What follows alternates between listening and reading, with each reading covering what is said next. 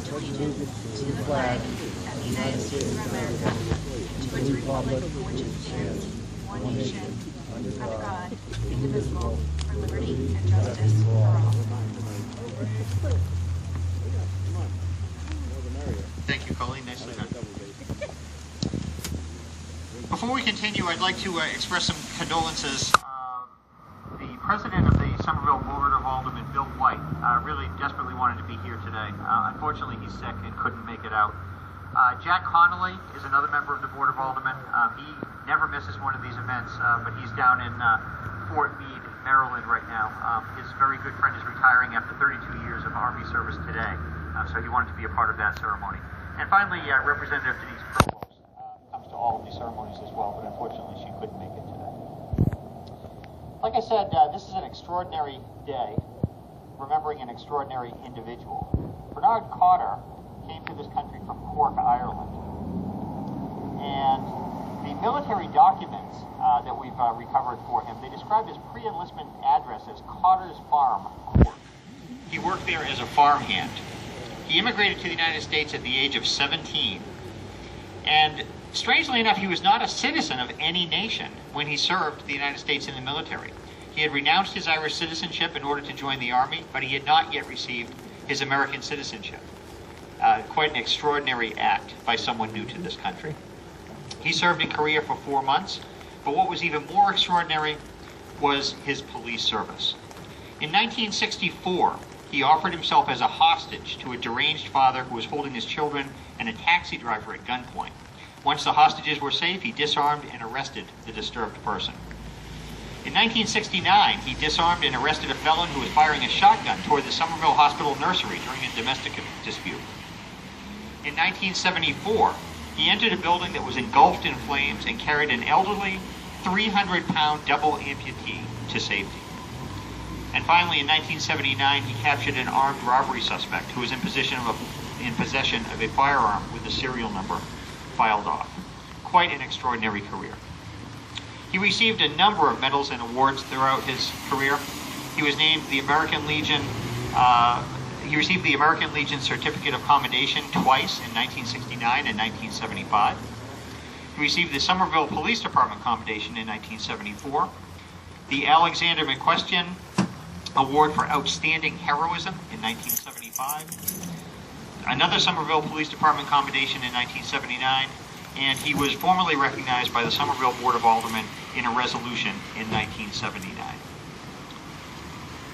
At this time, I would like to invite up someone who has been a great friend to veterans in this city and also to the police department, Alderman Dennis Sullivan. Good morning, everyone. A lot of the other aldermen would have been here today, but they're the captains in their ward. They had the spring cleanup, and it's still going on today. I cut away from Ward 5 because this is very important. I knew Bernie Cotter as a cop. I can remember him smoking a cigar, and he gave me plenty of breaks along the way, and I want to thank him for that. It's my honor today to be here to celebrate this street dedication. Bernie served his country honorably. He was a great public servant to Somerville, and it's my hope that this corner serves as a reminder of future generations about what commitment to country and city is all about. Before I close, I want to point out that the American Legion Post 19, they're in every dedication, the Honor Guard.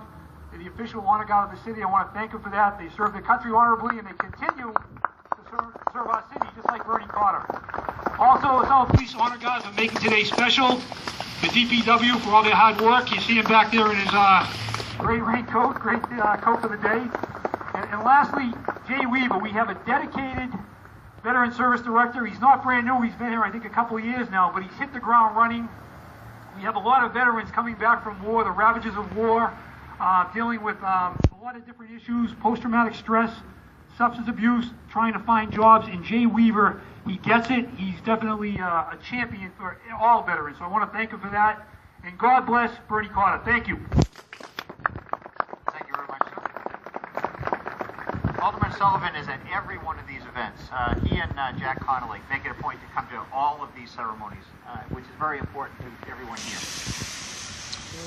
Next, I would like to introduce a very special guest, someone who has served on the Somerville Board of Health, someone who has served as a Somerville alderman, and someone who has served as a 5-term mayor, former mayor of Somerville, Gene Brune, someone who is himself a military veteran. Thank you. I won't speak long because I know it's kind of damp here. I just wanted to be here because of the fact that I go way back with the Cotter family.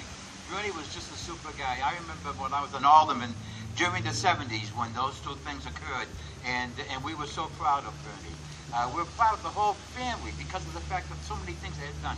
Bernie was just a funny guy, kind of quiet sometimes, and could be also a kind of a joy other times. But he, when I think of Bernie Cotter, I think of Billy Joyce, and I think a lot of you people know Billy Joyce. A storyteller, a guy that always had a rumor to tell somebody. Half the stories were never true, but he was just a funny guy. And Colleen, I'm so happy to see her here today. I just go way back with the family, and they're part of my family. So I just wanted to say I'm very pleased to be here today, and I'm pleased that I had put you on the force back in 1988. It was a good move on my part. So again, I want to thank you all for being here and showing up for this dedication because it's well deserved. Thank you. Thank you very much. A couple of more acknowledgments. We're very grateful for the presence today of Acting Somerville Police Chief Charles Femino and Chief Michael Cabral. And also present today are Bob Ski, President, and members of the American Legion Post 19 Riders. Senator Patricia Jalen has arrived. I'm sorry, I wasn't aware that she was here. Do you want to say a few words, Senator?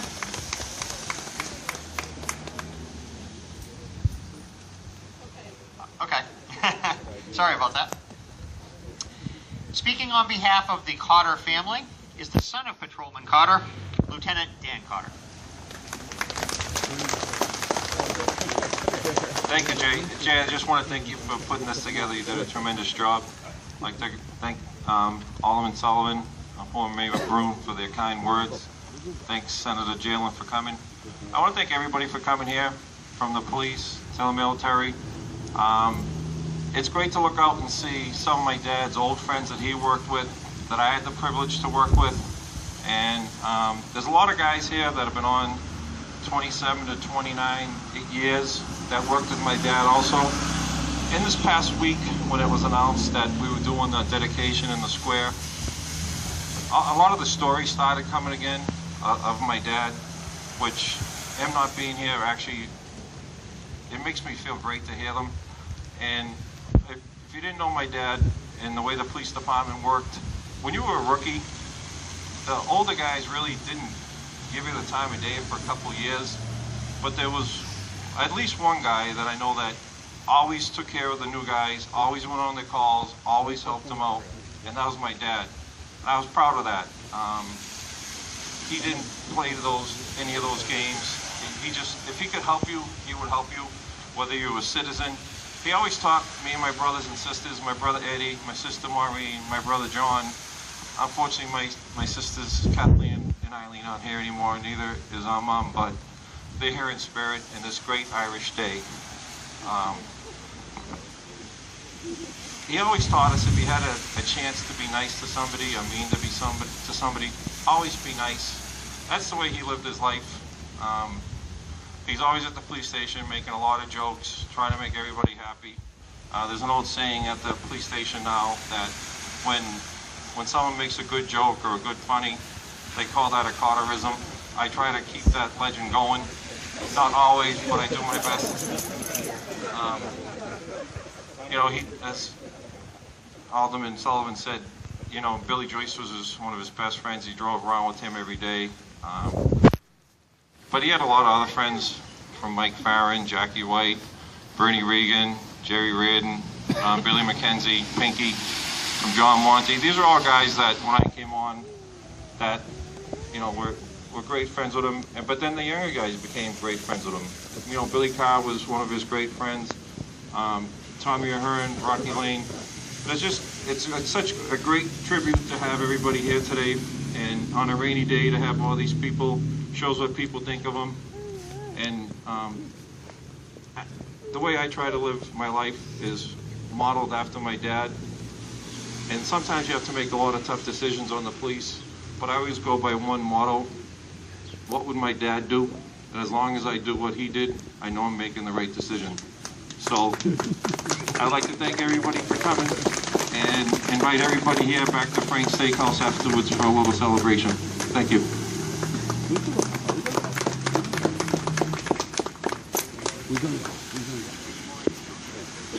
Will Eddie, Maureen, and Joan please step forward? Get down, please. Down. This is the moment we've all been waiting for. It's time to dedicate the square. The